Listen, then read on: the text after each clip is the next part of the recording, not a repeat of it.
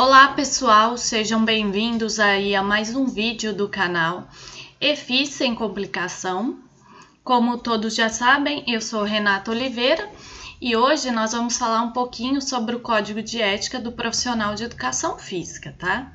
E se você gostar desse vídeo, deixe o seu like, ative o sininho de notificação e, se possível, compartilhe e deixe seus comentários com as dúvidas e sugestões.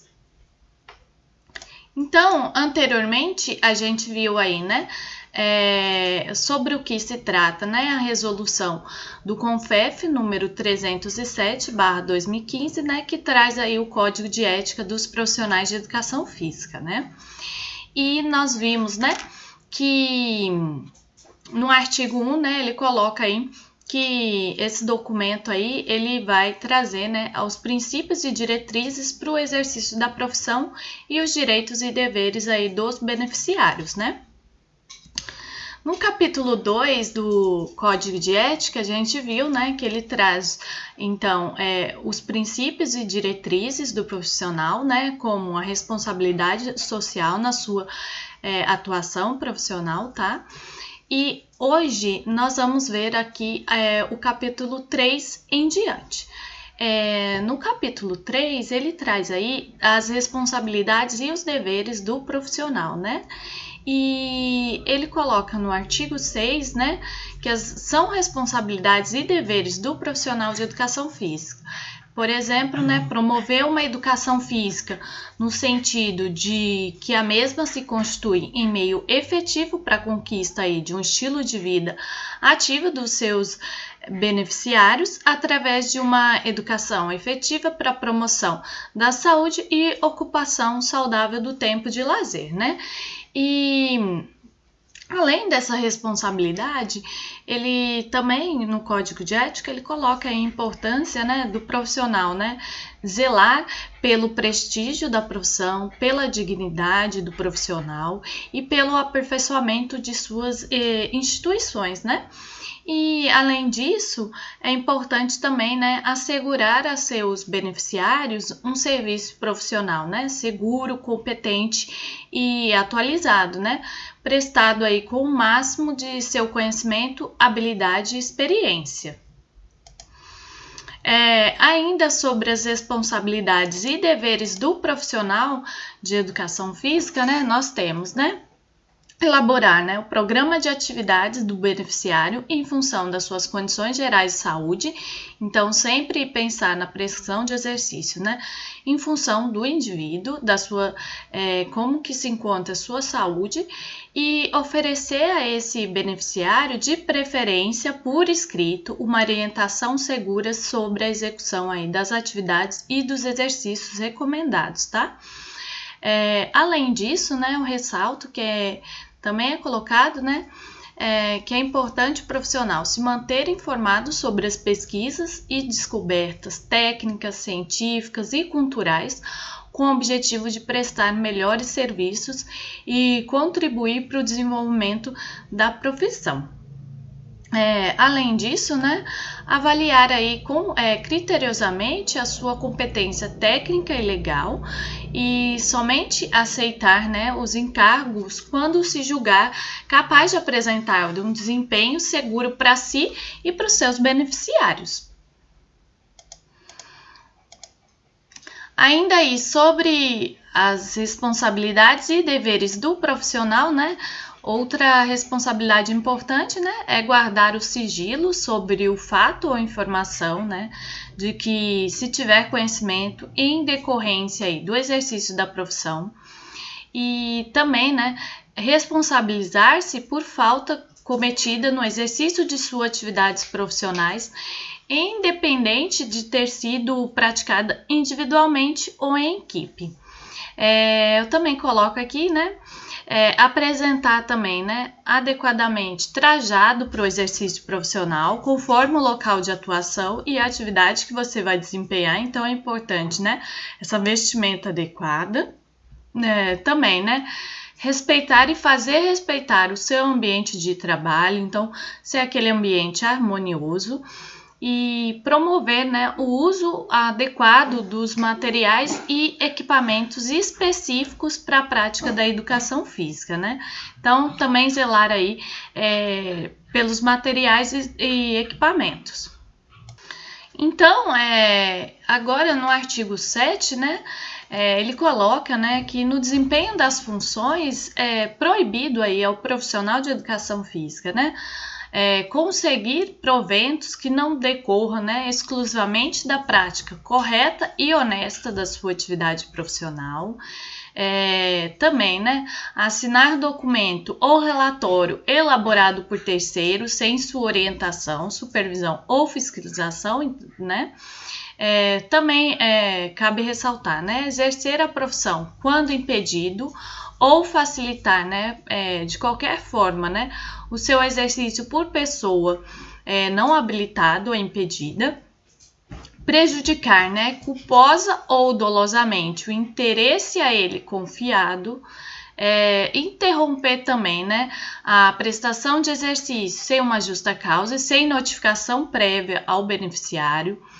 E outro ponto aqui importante, né, é transferir para uma pessoa não habilitada ou impedida a responsabilidade por ele assumida pela prestação de serviços aí profissionais, tá? Aí no artigo 8, ele vem trazendo aí em relação, né, o relacionamento com os colegas de profissão, a conduta aí do profissional de educação física, né? Então ele tem alguns princípios de consideração, apreço e solidariedade, de acordo aí, né, com os postulados de harmonia da categoria profissional, sendo vedado a ele, né? Então, também aí é proibido a ele, né, fazer referências prejudiciais ou de qualquer modo, né, desabonadoras a um colega de profissão. Além disso, né, aceitar um encargo profissional em substituição a um colega que tenha desistido para preservar a dignidade ou os interesses da profissão, então, desde que permaneça as mesmas condições originais, né? Então, se um colega de trabalho, ele deixou um trabalho, né, pois não estava dentro aí, né, dos preceitos éticos, o seu colega de profissão, ele tem que também, né, não aceitar esse trabalho, né? Além disso, né, também é proibido esse profissional, né, e qualquer profissional, né, apropriar-se de trabalho, iniciativa ou solução encontradas por colega, apresentando como se fosse dele, provocar um desentendimento com o colega, né, que venha a substituir no exercício profissional. Além disso, né, pactuar em nome da solidariedade com o erro ou os atos infringentes das normas éticas ou legais que regem a profissão. Então, eu não posso, né, pactuar aí com um colega de profissão que tenha feito ele tenha tido alguma conduta errada, né? No artigo 9, ele traz aí em relação ao relacionamento com os órgãos representativos da classe. O profissional, então, ele tem que observar as seguintes normas de conduta, né? Jamais se utilizar de posição ocupada na direção de entidade de classe em benefício próprio, né? Diretamente ou através de outra pessoa. Denunciar os órgãos competentes as irregularidades no exercício da profissão ou na administração das entidades de classe, de que tomar conhecimento, então, fazer essas denúncias aí, né? E, além disso, né, esse profissional, né, ele tem que auxiliar a fiscalização do exercício profissional, zelar pelo cumprimento, né, desse código de ética profissional e não formular junto a beneficiários e estranhos mau juízo aí das entidades de classe ou de profissionais não presentes, né, nem atribuir seus erros ou as dificuldades que encontrar no exercício profissional, a incompetência e desacertos, né, daqueles. Então, não tenho, né, que fazer intriga aí em relação a um colega ou entidade aí, profissional, né? No capítulo 4, ele traz aí também os direitos e os benefícios do profissional, né? Então, o artigo 10, ele traz os direitos do profissional de educação física, né? Como, né? Exercer a profissão sem ser discriminado, nenhum tipo de discriminação, né? Recorrer aí ao Conselho Regional de Educação Física quando impedido de cumprir a lei ou este código no exercício da sua profissão. Além disso, né, eu destaco, né, requerer uma reparação pública ao Conselho Regional de Educação Física sempre que se sentir atingido em sua dignidade profissional. E participar também, né, de movimentos de defesa da dignidade profissional, principalmente, né, na busca de aprimoramento técnico, científico e ético, né? Ainda sobre o capítulo 4, né, é importante, né, também esse profissional, né, apontar aí as falhas nos regulamentos e normas de eventos e de instituições que oferecem serviço, né, no campo da educação física, quando julgar, né, tecnicamente incompatíveis com a dignidade da profissão e com este código ou prejudiciais aos beneficiários. Aí no artigo 11, ele traz, né, as condições para a prestação de serviço do profissional de educação física, que serão, né, definidas previamente à sua execução, de preferência por meio de um contrato escrito e sua remuneração estabelecida, né, em função dos seguintes aspectos. Quais aspectos, né? A relevância, a complexidade e a dificuldade do serviço a ser prestado. Então, eu tenho que avaliar isso, né, para ele ter, em função disso, uma remuneração que seja adequada. Também, né, o tempo que será consumido para me prestar esse serviço. Além disso, né, a possibilidade do profissional, né, ficar impedido ou proibido de prestar outro serviço no mesmo período. Então, se for uma carga horária, né, aí mais elevada, ele não vai conseguir ter outro serviço, né? Então, tem que pensar nisso na hora da remuneração, né? Além disso, né, a competência e o renome aí do profissional, tá? Que é muito importante. Os equipamentos e instalações necessárias para a prestação do serviço. Então, remunerar esse indivíduo, né, de acordo também com essa prestação, né? Os valores também médios que são aplicados pelo mercado em trabalho semelhante ao desses profissionais, tá? Então, também tem que considerar esse aspecto. Aí, no capítulo 5, para a gente começar a finalizar aí o Código de Ética, ele traz, né, as infrações e penalidades, né?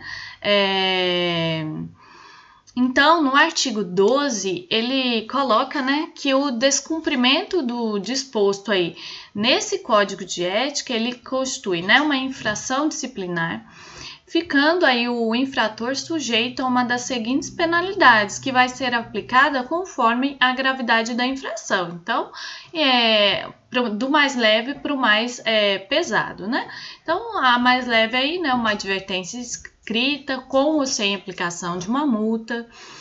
Depois, né, temos uma censura pública desse profissional. Em terceiro aí, né, a suspensão do exercício da profissão. E, por fim, né, pode haver também, né, o cancelamento do registro profissional e a divulgação do fato, né? Então, essas são as possíveis infrações caso, né, esse profissional ele infrinja aí esse código de ética.